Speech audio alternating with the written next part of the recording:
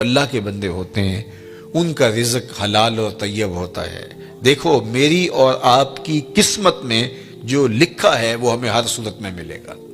اب اس کو حاصل کرنے کے لیے ہم طریقہ حلال اختیار کرتے ہیں یا حرام کرتے ہیں، تو وہ طریقے کی وجہ سے وہ رزق حلال یا حرام ہو جائے گا۔ تو جو میرے مقسوم ہے وہ مجھے مل کے رہے گا۔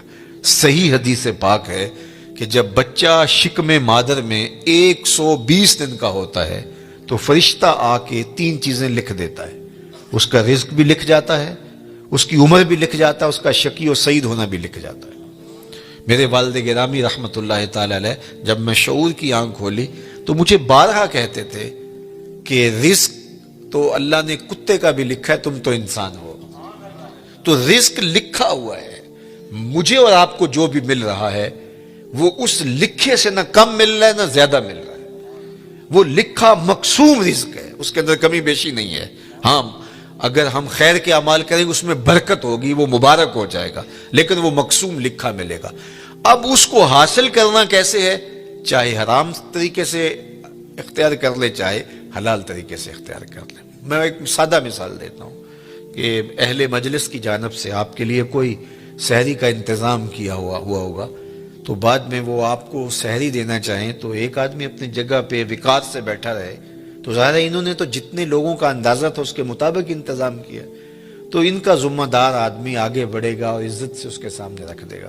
اور ایک آدمی چھچورا ہو اور وہ آگے بڑھ کر کے وہ اس سے سحری چھین لے تو وہ بھی اس کو بھی مل گئی، لیکن اس کے چھچورے پن سے سب دیکھیں گے کہ یار اگر یہ بیٹھا رہتا تو وہ بیٹھا تھا، اس کے لیے بھی انہوں نے حصہ رکھا تھا اور اس کے لیے بھی تھا، تو یہ صبر نہ کر پایا، اس چھچورے پن کی وجہ سے اس پر ملامت ہوئی۔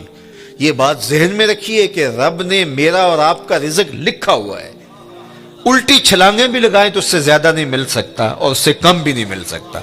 اب ہمارا اختیار ہے کہ ہم اس کے لیے چھچورا پن اختیار کریں، یعنی حرام طریقہ اختیار کر لیں، چاہے اس کے لیے حلال ذرائع اختیار کر کے اللہ سے توفیق مانگے تو ملے گا اتنا ہی جتنا ہمارے رب نے لکھا ہوا ہے۔ تو جو ثواب ہے اور جو عقاب ہے، گناہ ہے اور جو اس کے اوپر اجر ہے، وہ ہمارے اس عمل کی وجہ سے ہے۔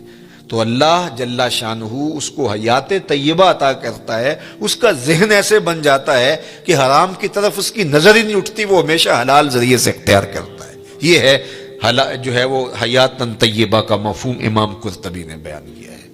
لیکن اللہ تعالیٰ جل شانہ یہ اگر توفیق دے دے، دل کے اندر یہ استقامت عطا کر دے تو پھر ہی ممکن ہوتا ہے، ورنہ ہم نے دیکھا ہے کہ یہ محبت ہی ایسی ہے دولت کی کہ اس کے لیے اکثر لوگ حلال اور حرام کی تمیز اٹھا دیتے ہیں، ختم کر دیتے ہیں، اور جب رزق پاک نہیں رہتا تو کچھ بھی پلے نہیں رہتا۔ یہ بات ذہن میں رکھیے گا۔ بلکہ حضور علیہ السلام نے اس شخص کا ذکر کیا جو لمبا سفر کاٹ کے مکہ المکرمہ میں پہنچے ہیں اور کعبۃ اللہ کے سامنے کھڑا ہو گیا ہے، یمد یدیہ، اور اس نے ہاتھ یوں لمبے کیے ہوئے ہیں، ایسے لمبے ہاتھ کر کے دعا مانگ رہے ہیں۔ وَمَطْعَمُهُ حَرَامٌ وَمَلْبَسُهُ حَرَامٌ وَمَشْرَبُهُ حَرَامٌ وَغُذِيَ بِالْحَرَامِ فَأَنَّىٰ يُسْتَجَابُ لِذَٰلِكَ، لیکن اس نے جو کھایا ہے وہ حرام ہے، جو پیا ہے وہ حرام ہے، جو لباس پہنا ہے اس کے تار و پود حرام کے ہیں، اور ہاتھ لمبے کر کر کے دعائیں مانگ رہا ہے۔ اللہ کے محبوب فرماتے ہیں مجھے بتاؤ فَأَنَّىٰ يُسْتَجَابُ لِذَٰلِكَ، اس کی دعا کیسے قبول ہو جبکہ اس کا بدن حرام رزق سے پلا ہوا ہے، اس نے جو لباس پہنا ہوا ہے، جو حرام کے 2 کپڑے پہنے ہوئے ہیں وہ حرام سے ہیں۔ اب رو رہا ہے ہاتھوں کو لمبا لمبا کر کے، یمد یدیہ، لمبے لمبے ہاتھ کر کے کہہ رہا ہے یا رب یا رب، لیکن وَمَطْعَمُهُ حَرَامٌ وَمَشْرَبُهُ حَرَامٌ وَمَلْبَسُهُ حَرَامٌ وَغُذِيَ بِالْحَرَامِ۔ تو پھر بلکہ علماء نے یہ لکھا کہ اگر رزق پاک نہیں رہتا تو اپنی دعائیں تو قبول نہیں ہوتی، نیک لوگوں کی دعاؤں سے حصہ بھی نکال دیا جاتا ہے۔ جب اللہ کے نیک بندے پوری امت کے لیے دعا مانگتے ہیں تو امت میں یہ بھی شامل ہے، لیکن رزق ناپاک ہونے کی وجہ سے ان کی دعا کا جو اس کے لیے حصہ تھا نکال دیا گیا، ان کی دعا اس کے حق میں قبول نہیں ہوتی۔ تو حلال جو ہے وہ حیاتاً طیبہ کا امام قرطبی نے دوسرا مفہوم بیان فرمایا کہ رزق حلال اللہ اس بندے کو نصیب فرماتا ہے۔ اللہ اکبر۔ تو اس کا ایک معنی، ایک مفہوم یہ بھی بیان فرمایا گیا کہ صبر کی توفیق، اور ایک مفہوم یہ بھی بیان فرمایا گیا استقامت علی الدین، دین کا پر استقامت، اور دین پر چلنے کی توفیقات کا نصیب ہونا۔ بعض لوگوں کو توفیق خیر کی نصیب نہیں ہوتی، اور وہ نیکی کا کام کرنا چاہیں بھی تو نہیں کر پاتے، اسباب ہی نہیں ان کو اس طرح کے، چونکہ یہ جو ہمیں اچھائی کی، نیکی کی توفیق ملتی ہے، یہ بھی اس کے کرم سے ملتی ہے۔ میری توفیق بھی تیرے کرم کا صدقہ، یہ قدم اٹھتے نہیں اٹھائے جاتے۔ تو بعض لوگ جو ہے وہ کوشش بھی کر رہے ہوتے ہیں، لیکن ان کی توفیقات ساتھ نہیں دے رہی ہوتی، اور پھر وہ دوبارہ پلٹ کے، میں نے بہت لوگوں کو دیکھا ہے کہ وہ ارادہ کرتے ہیں نہیں ہم اس طرح نہیں، اس طرح چلیں گے، ان کا دماغ یہ کہہ رہا ہوتا ہے کہ میں غلط چل رہا ہوں، مجھے صحیح چلنا چاہیے اور میں یوں چلوں گا، ارادہ بھی کرتے ہیں لیکن پھر پلٹ کے وہاں آ جاتے ہیں۔ تو اس کا کیا مطلب ہوا کہ توفیقات عزدی ان کے شامل حال نہیں ہے، ان سے برائی کے اسباب ان کے لیے کھلتے ہیں، نیکی کے، اچھائی کے، خیر کے اسباب ان کے لیے نہیں کھلتے۔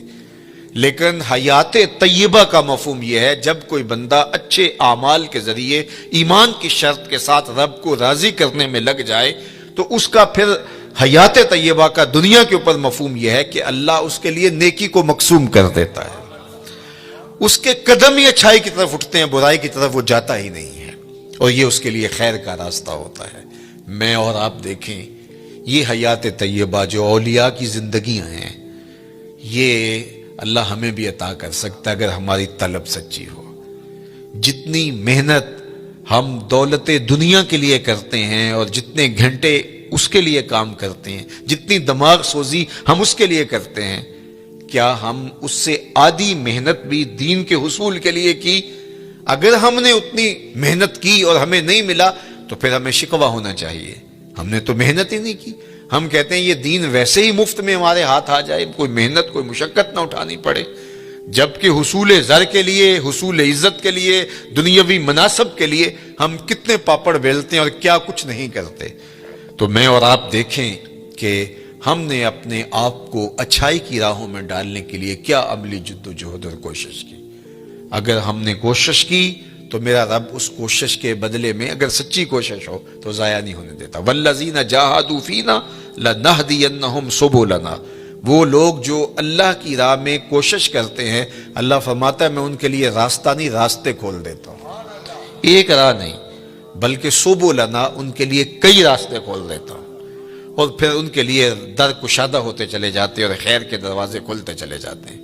تو کسی کے لیے توفیقات الہیہ کا حاصل نہ ہونا، اور خیر کے دروازوں کا نہ کھلنا، اور شر کے دروازے ہی ان کے لیے کھلتے رہنا، تو یہ کسی شخص پر اللہ کا قہر و غضب ہے اور اللہ کی ناراضگی کی دلیل ہے، اور اس کو جو ہے وہ سارے کام کاج چھوڑ کے سچی توبہ کرنی چاہیے، تاکہ اس کے لیے خیر کے در کشادہ ہوں، اچھائی کے در کشادہ ہوں۔ یہ دنیا، یہ زندگی، یہ کائنات جس میں ہم رہ رہے ہیں، یہ ہمارا مقصود نہیں ہے، یہ بات ذہن میں رکھیے گا۔ اللہ تعالیٰ جل شانہ نے مقصود اپنی رضا کو ہمارا بنایا ہے، اور ہم یہاں دنیا میں آئے ہی اسی لیے ہیں۔ یہ دنیا بوائی کا موسم ہے، آخرت کٹائی کا موسم ہے۔ بوائی کے موسم میں جو کسان مٹی سے مٹی ہو جاتا ہے، کٹائی کے موسم میں فصل وہی اٹھاتا ہے، اور بوائی کے موسم میں جس نے جو ہے وہ ہل چلایا نہیں اور بیج ڈالا نہیں، سہاگا دیا نہیں، جڑی بوٹیاں تلف نہیں کی اور پانی نہیں ڈالا، تو کٹائی کے موسم میں وہ فصل نہیں اٹھا سکے گا۔ دنیا کو آخرت کی کھیتی کہا گیا ہے۔ خوش نصیب اس دنیا کو آخرت کے لیے گزارتے ہیں۔ دنیا تو گزر ہی جانی ہے، یہ روزے کا مہینہ ہے، تو جو روزہ نہیں رکھتا دن تو اس کا بھی گزر جاتا ہے، اور جو روزہ رکھ کے گزارتا دن اس کا بھی گزر جاتا ہے۔ حضرت داتا گنج بخش علی حجویری علیہ رحمہ کے شیخ ابو الفضل الختلی فرماتے ہیں، دنیا یومن ولنا فیہا صومن، دنیا ایک دن ہے، ہم روزہ رکھ کے گزار رہے ہیں، گزر تو ہماری بھی جائے گی، اور جس نے عیش و عشرت میں گزاری گزر تو اس کی بھی جائے گی، لیکن آخرت کے مقابلے میں یہ دنیا ہے کتنی؟ اللہ اکبر! یہ ساری زندگی کتنی ہے؟ 60 سال، 70 سال، یہی ٹوٹل زندگی ہے نا، آج تو یہی زندگی ہے، چلو 100 سال لگا لیجئے گا، اور آخرت کا ایک دن مقدارہ 50,000 سنہ، قرآن نے کہا کہ آخرت کے ایک دن 50,000 سال کے برابر ہوگا. 50 سال کے برابر نہیں، 100 سال کے برابر نہیں، 50,000 سال کے برابر ایک دن. اور یہ ساری زندگی 60 سال کی، اور اس میں بھی 8 گھنٹے روز سوئیں تو تیسرا حصہ تو سو کے گزار دیا. تو اگر 60 سال زندگی ہے، 20 سال تو گزر گئے. 20 سال سو کے گزارے، باقی 40 سال ہے. اس میں کوئی بچپن کی مدہوشیاں، کوئی بڑھاپے کے دھکے. روزانہ 1 گھنٹہ بھی واش روم میں گزارے، 2 سال تو یہ بھی نکلتے ہیں. میرے ایک دوست نے مجھے حساب نکال کے دیا کہ 17 سال بچتے ہیں اگر 60 سال زندگی ہے. چلو 25 سال لگا لیں، 30 سال لگا لیں. وہ قصاب کہتا ہے یہ جو آپ کو جانور دے رہے ہیں نا، قربانی کے دن آ رہے ہیں آگے، تو وہ کہتا ہے یہ جو آپ کو بیل دے رہے ہیں یہ ویسے 5 من کا ہے، لیکن صافی گوشت 3 من نکلے گا. 2 من انتڑیوں میں چلا جائے گا، وہ سر اور پاؤں میں چلا جائے گا، باقی صافی گوشت جو ہے وہ 3 من ہے. زندگی یوں تو 60 سال کی ہے، لیکن صافی زندگی 30 سال کی، 25 سال کی، 20 سال کی. یہ ہے زندگی، اور وہ بھی ٹینشنوں سے بھری ہوئی. شریکوں نے مار دیا، کچھ چھوڑا ہی نہیں ہے. پریشانیاں، دکھ، خزیاں، ٹینشنیں، ہر وقت بھاگم بھاگ. چلو تخت پہ بیٹھ کے بھی گزاری. تو 60 سال زندگی میں سے 30 سال گزارے. صرف 30 سال یہی احتیاط سے گزارنے تھے، یہ نہ گزار سکا.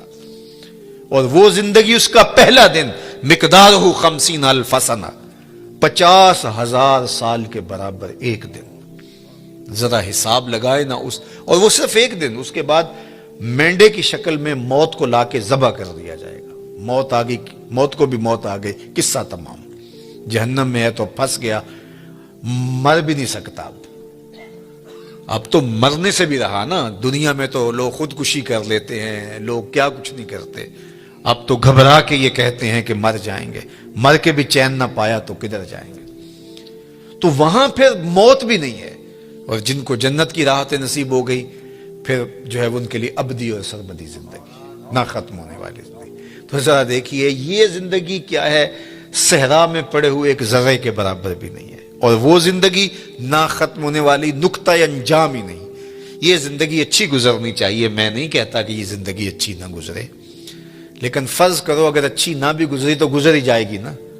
میر تقی میر نے کہا تھا، وہ ریشموں کم خواب میں سرمست ہیں تو کیا ہوا، رات اس کی بھی کٹ گئی جو کہ اور تھا.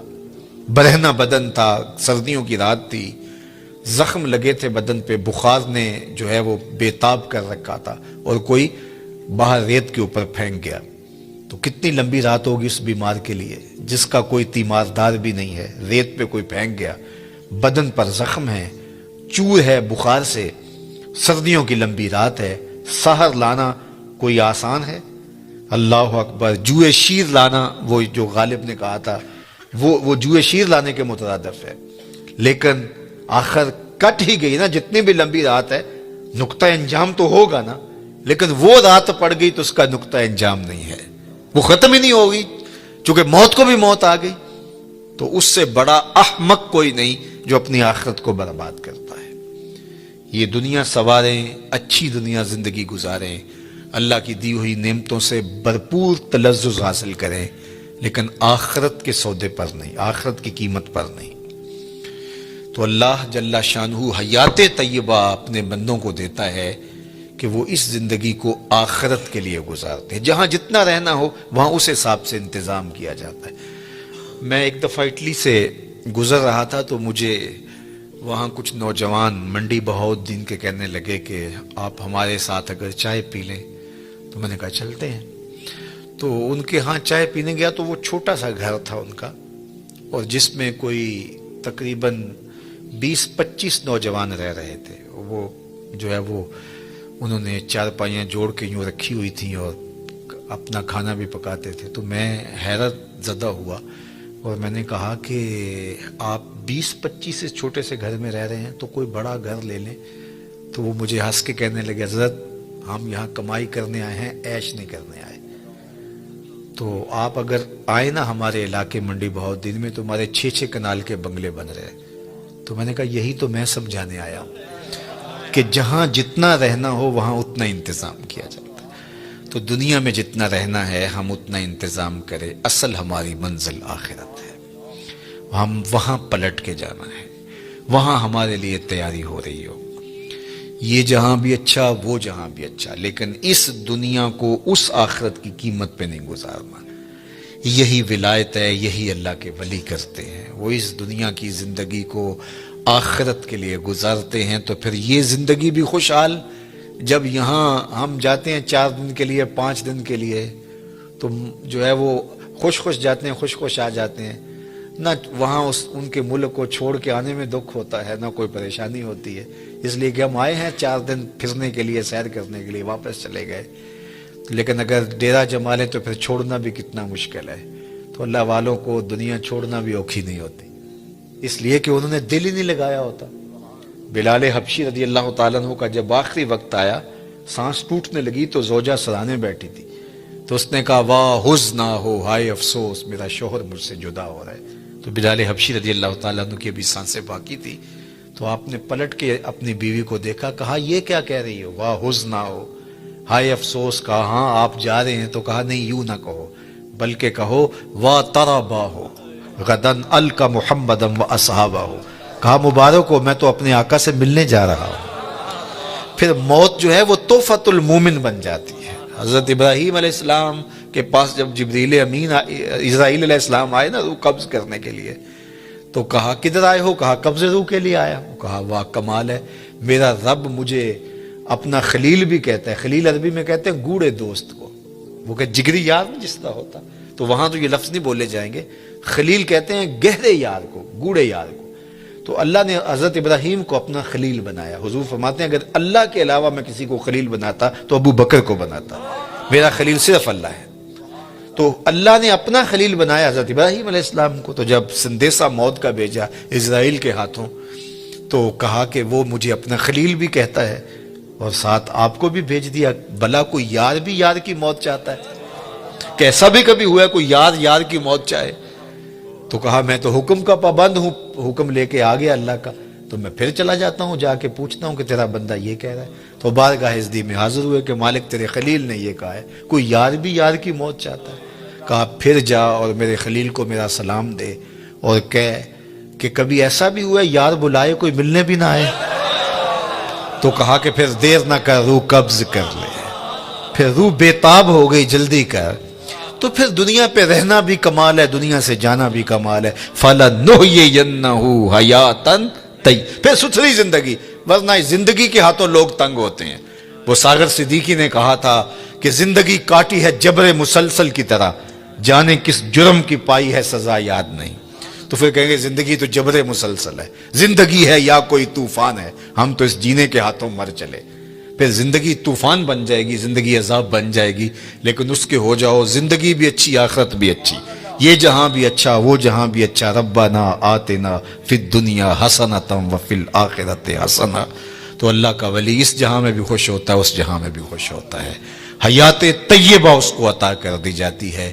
اللہ صاحب مزار کے درجات کو بلند فرمائے۔ ارشاد فرمایا من عمل صالحا من ذکر او انثی وہو مؤمن فلنحیینہ حیاتا طیبہ، جو کوئی اچھے عمل کرے چاہے مرد ہو چاہے وہ عورت ہو، شرط ہے کہ وہ ہو مومن، فلنحیینہ حیاتا طیبہ، ہم اسے ستھری اور پاکیزہ زندگی عطا کر دیتے ہیں۔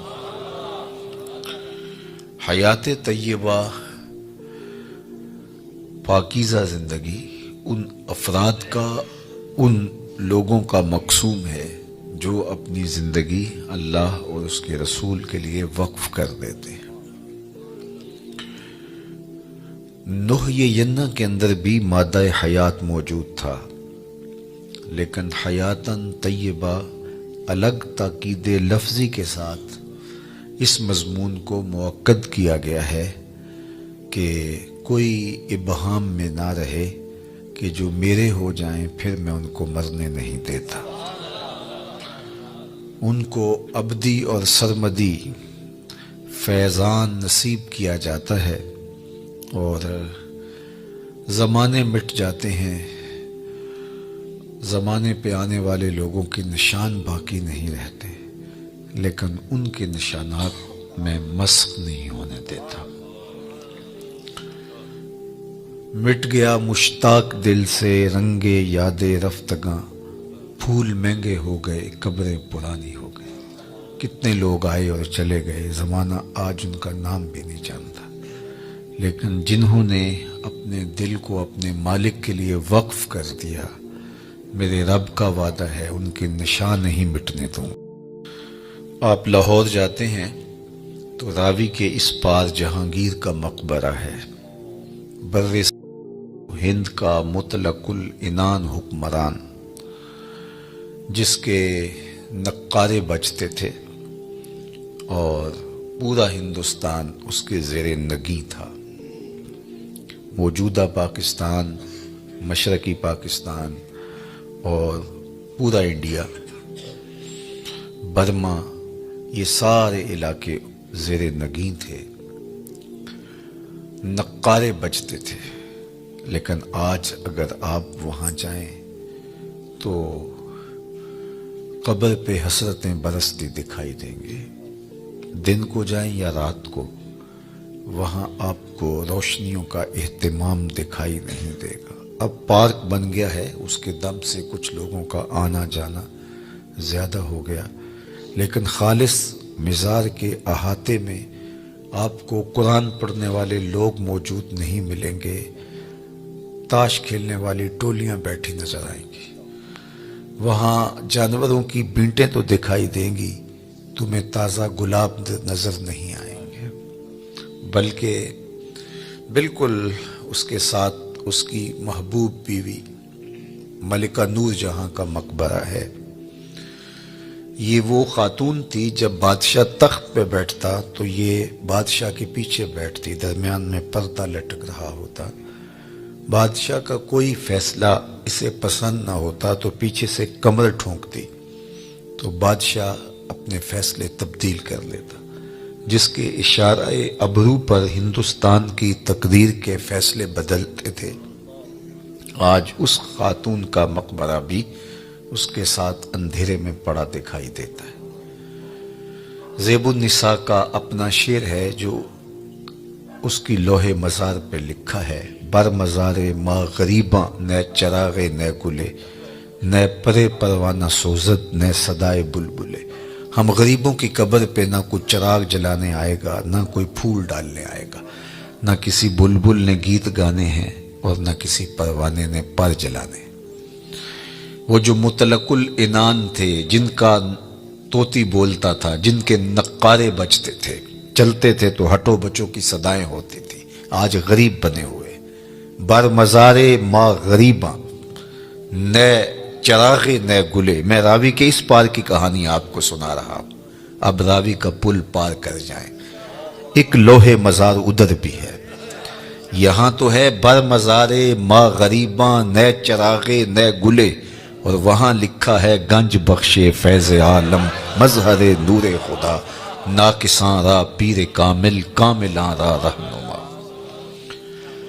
یہاں تو دن کے اجالوں میں بھی آپ کو لوگ دکھائی نہیں دیتے، لیکن وہاں رات کے اندھیرے میں چلے جائیں یا دن کے اجالے میں چلے جائیں، چھٹی کے دن چلے جائیں یا ورکنگ ڈے میں چلے جائیں، عید کے دن چلے جائیں یا جس دن شہر میں کرفیو نافذ ہو چکا ہو اس دن چلے جائیں، وہاں ہجوم عاشقاں دکھائی دے گا۔ حتیٰ کہ حد ہو گئی کہ جب بدطینت لوگوں نے اپنی کارروائیوں کا رخ مزارات کی طرف کیا تو داتا گنج بخش علی حجویری علیہ رحمہ کے مزار پر بھی بم دھماکہ ہوا اور ساری رات لاشیں اٹھائی جاتی رہیں، لیکن جب صبح کا وقت آیا تو ساری مسجد نمازیوں سے بھری ہوئی تھی۔ یہ میرے رب کا عہد ہے، میرے رب کا وعدہ ہے، فَلَنُحْيِيَنَّهُ حَيَاتًا طَيِّبَةً، ہم انہیں ستھری اور پاکیزہ زندگی دیتے ہیں۔ ایک تو ڈارون کا نظریہ ارتقاء ہے جو اس نے کہا اور مغرب نے اس کو ہاتھوں ہاتھ لیا کہ انسان بندروں کی مہذب شکل ہے۔ وہ کہتا ہے کہ یہ تہذیب پاتے گئے وقت کے ساتھ ساتھ اور آج موجودہ شکل میں ہے، یہ ہے اس کا نظریہ ارتقاء، کہ وقت کے ساتھ ساتھ جانور ترقی پاتے پاتے انسان کے روپ میں آ گئے، اور آج وہ بولتے بھی ہیں، معافی ضمیر کو بھی نوک زبان پہ لے آتے ہیں، ایجادات بھی کر رہے ہیں، لیکن ان کی جو ابتدا ہے صدیوں قبل، وہ کہتے ہیں کہ یہ بندروں کی مہذب شکل ہے اور باقی جانوروں کی مہذب شکل ہے، اور اس پر وہ دلائل دیتا ہے۔ اور ایک زمانے میں تو اس کے ارتقائی نظریے کو بڑی پذیرائی بخشی گئی، ہاتھوں ہاتھ لیا گیا، لیکن قرآن نے انسان کے اعلی مرتبت آغاز کا ذکر کیا ہے کہ ابھی اس کا خمیر گویا جا رہا تھا، فرشتوں کی پیشانی کو سجدے کے لیے تیار کیا جا رہا تھا، اس کا آغاز ہی خوبصورت ہے۔ ہم نے اس کو اپنی نیابت کا تاج دیا ہے، وَلَقَدْ كَرَّمْنَا بَنِي آدَمَ لَقَدْ خَلَقْنَا الْإِنسَانَ فِي أَحْسَنِ تَقْوِيمٍ، اس کو احسن تقویم میں پیدا کیا ہے۔ خیر، ایک تو ڈارون کا نظریہ ہے ارتقاء کا، لیکن ایک اقبال نے بھی نظریہ ارتقاء پیش کیا، وہ ڈارون کے نظریے سے ہٹ کے ہے۔ والدہ مرحومہ جب انتقال کر گئیں علامہ اقبال علیہ رحمہ کی، تو انہوں نے ایک طویل مرثیہ ان کی یاد میں لکھا جو آج بھی کلیات میں موجود ہے۔ اس کا عنوان ہے والدہ مرحومہ کی یاد میں۔ اس وقت وہ بیرون ملک تھے اور والدہ کی وفات کی خبر سنی تو بہت دکھی ہوئے، تو یہ طویل نظم ہے جو اقبال نے رقم کی۔ اقبال کی جو طویل چند نظمیں، ان میں سے ایک والدہ مرحومہ کی یاد میں، اس میں انہوں نے ماں کا ذکر کیا اور پھر کتنے دل گرفتہ انداز میں کہا، آہ وطن میں ہوگا اب کس کو میرا انتظار، آہ وطن میں ہوگا اب کس کو میرا انتظار، کون میرا خط نہ آنے سے رہے گا بے قرار، آرزو لے کر تیری خاک مرقد پہ آؤں گا، اب دعائے نیم شب میں کس کو میں یاد آؤں گا، کون پچھلے پہر اٹھ کے دعا کرے گا۔ ہر ایک سے کہنا پڑتا نا میرے لیے دعا کریں، استاد سے بھی، مرشد سے بھی، دوست سے بھی، حاجی معتمر جا رہے ہیں تو ان سے بھی کہنا پڑتا ہے جناب جا رہے ہو وہاں دعاؤں میں یاد رکھنا، لیکن کبھی ماں کو بھی کہنا پڑا کہ امی دعاؤں میں یاد رکھنا، اور ماں کے جب ہاتھ اٹھ جائے تو اللہ خالی نہیں موڑتا، اور یہ لازمی نہیں ہے کہ ماں رابعہ بصریہ ہو تو پھر ہی دعا قبول ہوتی ہے۔ اپلے تھاپتی ہوئی ماں، گوبر سے بھرے ہوئے ہاتھ بھی اٹھا دے اللہ انہیں بھی خالی نہیں موڑتا۔ ماں جب بولتی ہے تو اس کے لہجے میں جبریل بولتا ہے، ماں جب مسکراتی ہے تو لگتا ہے جنت کی ساری کلیاں کھل اٹھی ہیں، اللہ نے اس کے لہجے میں وہ درد، وہ درک، وہ محبت، وہ پیار رکھ دیا ہے۔ اللہ اکبر، عالی نصب ہوٹلوں میں کھانا کھانے میں وہ سرور کہاں جو چولہے پر بیٹھ کے ماں کے ہاتھوں سے پکی ہوئی چپاتیاں کھانے میں ملتا ہے۔